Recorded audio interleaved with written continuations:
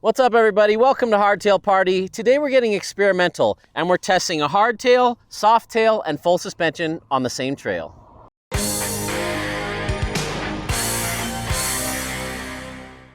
We're going to start this experiment with the Ibis Ripley. I've done a whole video about this. We're starting with the softtail because it's going to be slowest because of geo.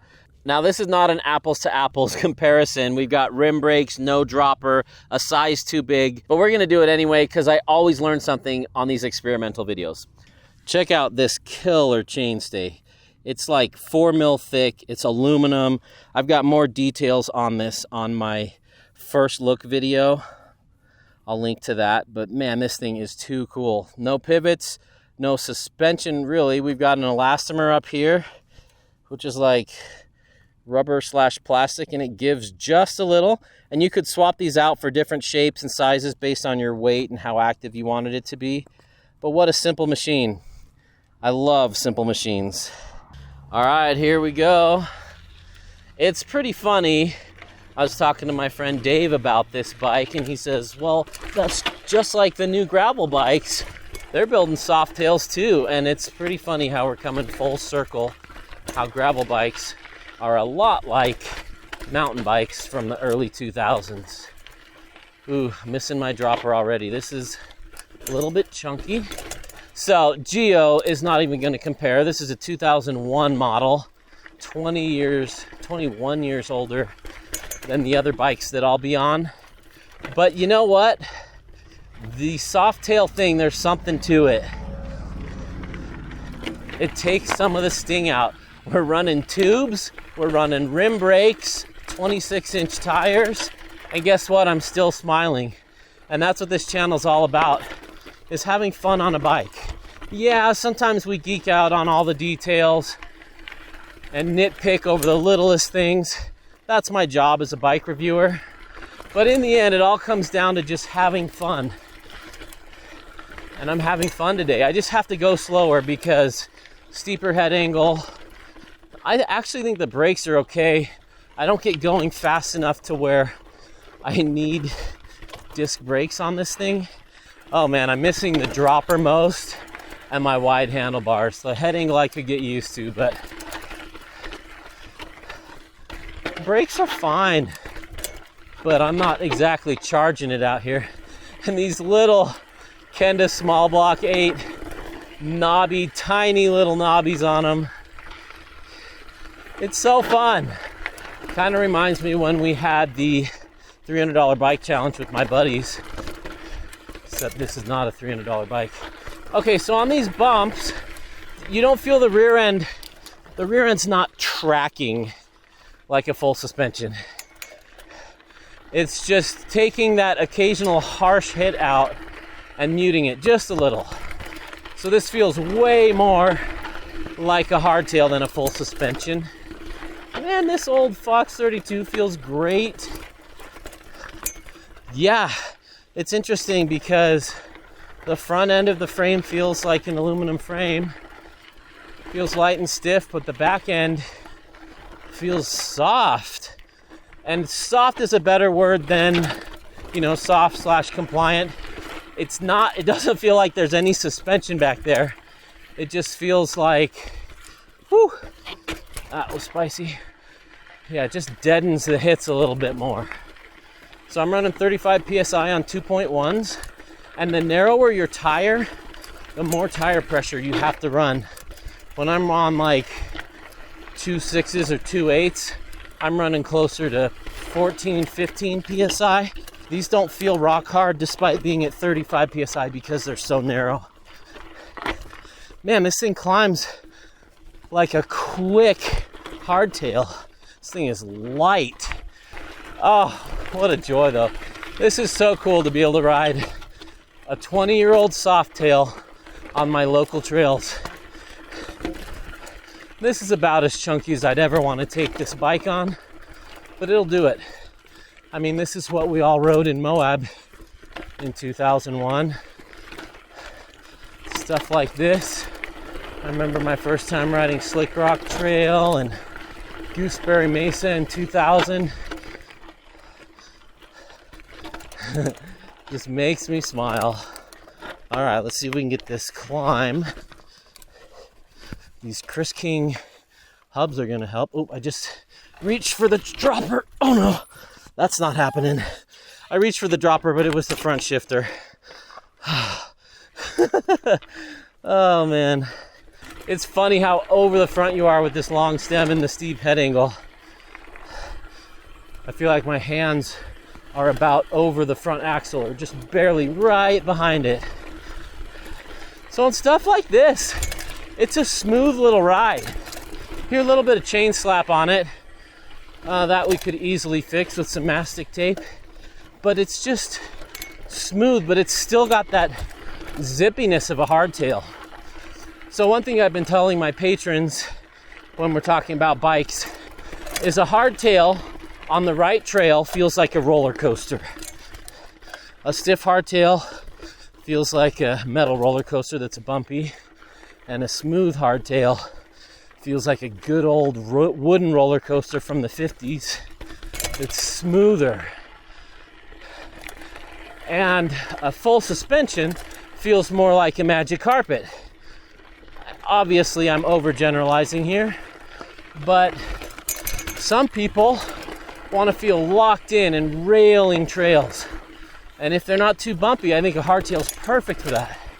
Other people want to just float across the top of them and not feel the trail at all, and they want a bike that just erases the trail. A really active full suspension is great at that. This bike is definitely more like a roller coaster experience. It's like a good, smooth wooden roller coaster riding in the back. So yeah, you're not gonna hop on this and be like, oh, that pedal bob's killing me. There's no pedal bob. You're not gonna hop on this and say, oh, that suspension tracks the ground so well. There's no tracking going on. It's like a hardtail. This thing accelerates like nothing else. It accelerates like my spot rocker. So fast to climb on. Man, this bike is quick. I don't know if it's the 26-inch tires, the fast rolling tread, the super light frame, or that power delivery that it's got. Oh, so fun. I feel like I'm going half the speed I normally go, but I'm right on the ragged edge and I'm having fun. And that's what Hardtail Party's all about. Put away the Strava, stop counting grams, get out there, have a party, have fun, reconnect with what made you love mountain biking in the first place. Just find what you love about riding, forget what the media says, and go do what makes you happy on your bike.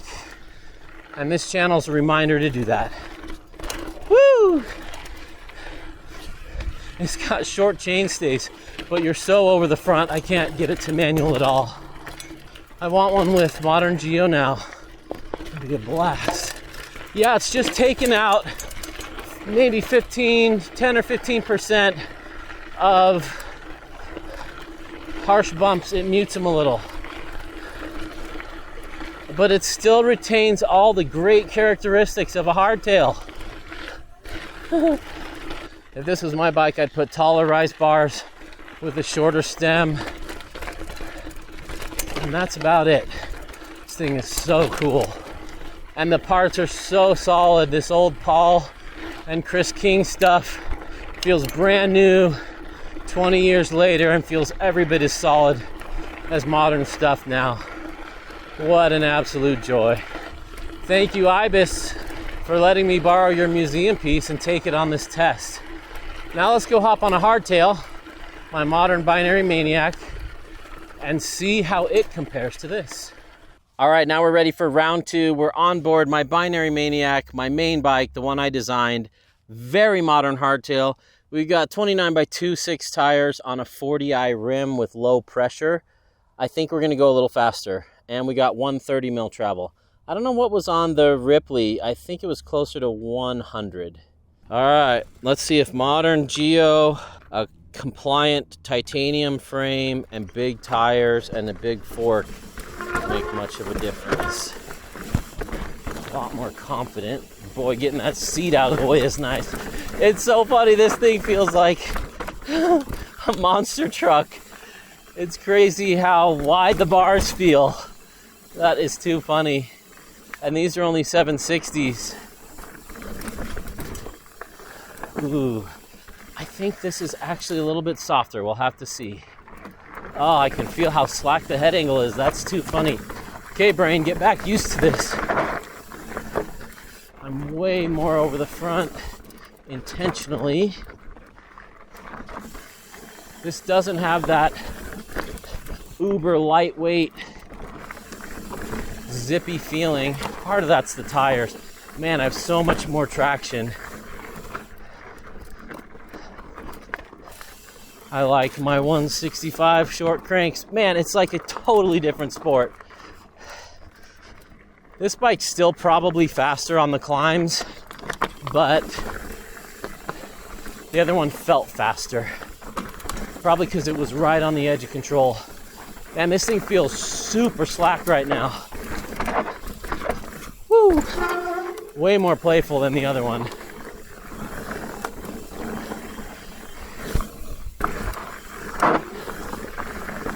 Tons more confidence in these tires. Man, this thing feels like it has a 61-degree head angle. These big tires at low pressure make it roll slower. But I have tons more grip and tons more confidence on this terrain. Cool. I'm definitely carrying more speed, way more confidence in the big features. This is a brutal trail. It's weird, it's almost like this is a little more supple off the top with that lower tire pressure I'm running, but the Ripley almost felt like on hard compressions it was a little more forgiving. Like it had a bottom out bumper on it, and this is more like a little bit more supple initial stroke. They're both very smooth for hardtails. Man, these cranks still feel so short. Oh, I love this bike.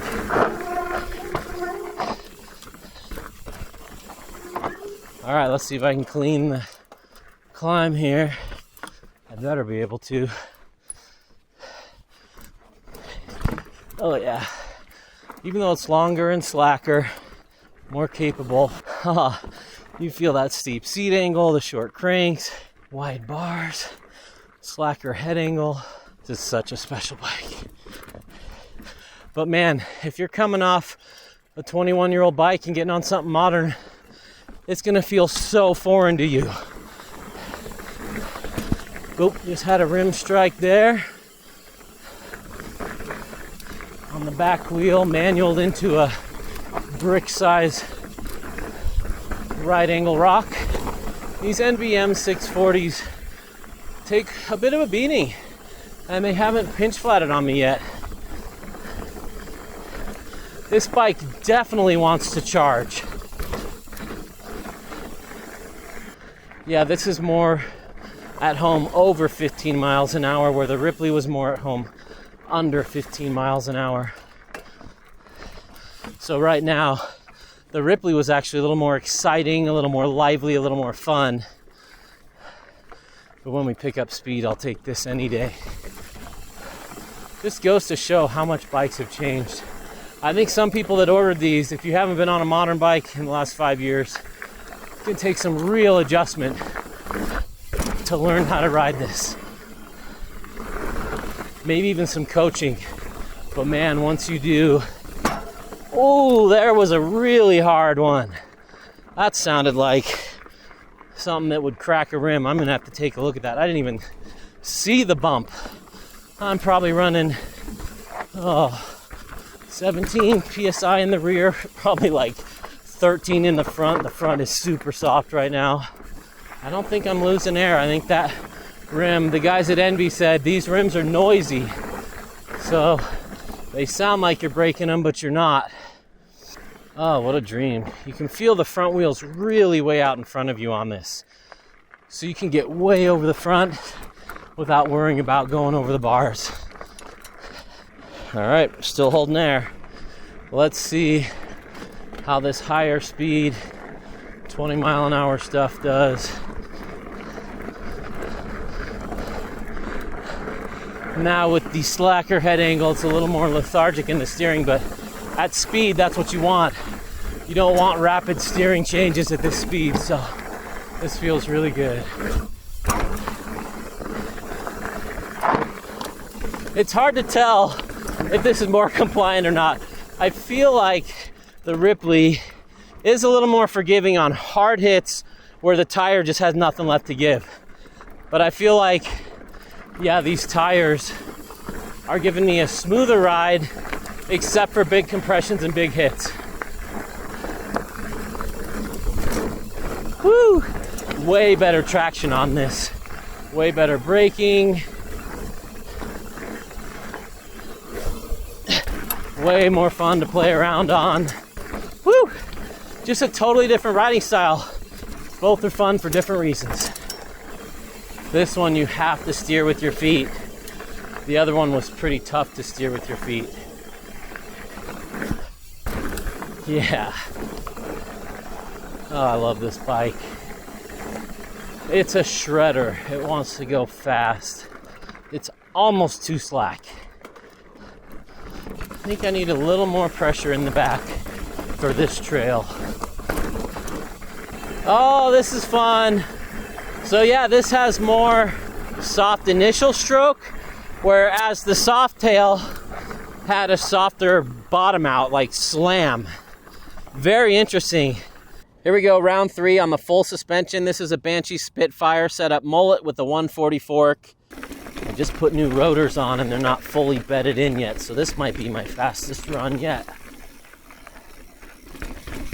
Man, it's amazing how much more you can just smash and stay and compose on the full suspension, and how much easier it is on your body. It's interesting, on full suspensions, I feel higher off the ground.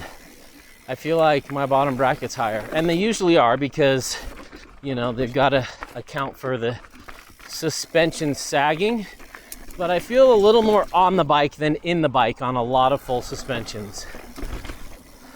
I'm on board the Spinergy MXX wheels. I really like these wheels.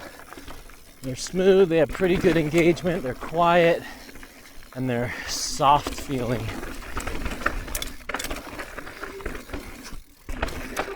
This thing is playful, loves to get airborne. I don't quite have the grip I had on my Hardtail with the 2.6s as far as cornering grip goes. This just goes to show that a Softail is more like a Hardtail than a full suspension. It was not like this in the slightest. It was more like the Hardtail with the soft bottom out. Whereas this, when you weight and compress and pump things, you feel the suspension move on you. This is where, you know, the rear wheel's actually tracking the terrain. So braking's a little better. Can definitely carry more speed and confidence into stuff. Climbing, this feels more like a full suspension because it is one. You really mash on the pedals and it bobs. Yeah, this is a great bike. I love this Spitfire. I think if I was always riding trails like this, I'd be on full suspension 95% of the time. Just a lot of chunk and loose and steps and awkward little moments on this trail, and the full suspension gives you a bit of a chance to react to it and makes it a little easier. See how our climb out of here does. Should be better than anything. Yeah, because you can just kind of ram the back wheel into stuff and it maintains traction, and you don't have to unweight it intentionally. I ride hardtails so different than I ride my full suspensions. On these square edge hits, it's really nice not having to worry about bottoming out the rim. I'm running higher pressures on this so that the suspension can take the sting out instead of the tires. Whereas on the hardtail, I use the tires as my rear suspension. And it's a real fine balancing act between soft enough, but not so soft that I'm getting rim strikes. So on my full suspensions, I run a little bit more because I smash more. I don't pick quite as good lines on this. I just kind of let off the brakes and straight line it a lot more. So, you know, for different reasons, each bike has its strength. In my consultation service, I talk a lot with my patrons about the right bike for the right trail. You know, let's make a car analogy. If you're looking for a twisty canyon carver sports car, something like a Porsche or a Lotus or a Subaru WRX STI would be awesome in there. If you're looking for a rock crawler, a lifted Jeep would be perfect. But a lifted Jeep on a twisty canyon road is not nearly as much fun as a WRX. And so being honest with yourself in the trails you ride and where you ride and how you ride them will help you pick your next bike. And that's a lot of my consultation service, is helping people get honest with themselves on where they ride and what they ride. Because a lot of people say, well, I'll just get the Jeep, then it can do everything. And it can. So when you're rock crawling, that Jeep will be right at home. But man, when you're on the twisty canyon roads, not going to be nearly as fun as a sports car. And so I always recommend getting the type of bike that suits 95% of what your riding is. So for me, if this was my main trail that I rode all the time, I'd ride full suspension on it. It's just chunky enough. It's just square edged enough to really make the full suspension come at home. But this is more brutal than most of the trails I normally ride, so I often grab for my hardtail. But guess what? On all three bikes, I'm smiling and having a fun time. On the full suspension, you can just land on junk. You can straight line down stair looking features and it just smooths it out. So you can get a lot sloppier with line choice. Maybe sloppy is the wrong word. Maybe you don't have to worry about line choice as much. So if you're often riding fatigued, or you just want to turn your brain off and not stress, maybe a full suspension's the better option for you. But I like the challenge of picking my lines and feeling more of the roller coaster ride than the magic carpet ride on my bike, so that's why I love hardtails so much. But this is smoother on the body. I have more control. I'm touching the brakes a lot less on the full suspension. I have other bikes that'd be faster through here, but I thought this suited the other bikes pretty well. It's not a huge travel machine, more of an everyday bike. Even if you need bike consultation on a full suspension, I do that over on Patreon too, so it's not just hardtails. Oh yeah, I had fun on all three. I don't worry quite so much about rim strikes. I do feel a little more on top of the bike than in the bike, and that's usually the case for me with full suspensions. But this has been a super fun experiment. That was a fun experiment. The Ibis Ripley stole the show for me. This thing is so special. I'm gonna pack this back up and send it back to Ibis, but I wanted to make this video so I could always remember how it rode compared to a modern hardtail and a modern full suspension. It was surprising how great the Softail felt, despite having a 20-year-old elastomer in there. I have hope for Softails. We're seeing them on gravel bikes. We saw them 20 years ago. I'd like to see somebody take Softails seriously. I might reach out to a couple companies, see if we can design a modern Softail, because they're fun and they're unique and they're far more like a hardtail than a full suspension. I think I was fastest on the Maniak. I definitely had the most rim strikes on the Maniak. I was the most relaxed and chill on the full suspension on the Banshee Spitfire. And I think I was grinning the most on this old Ibis Ripley. This thing is too cool. It's premium, it's a classic, and it reminded me of my first year mountain biking. I had a blast riding it, and I do think there's a place for the modern Softail. Who will we see it from? Your guess is as good as mine. I want to hear in the comments below. Thanks for getting experimental with me. There's a party in the mountains, and you're invited.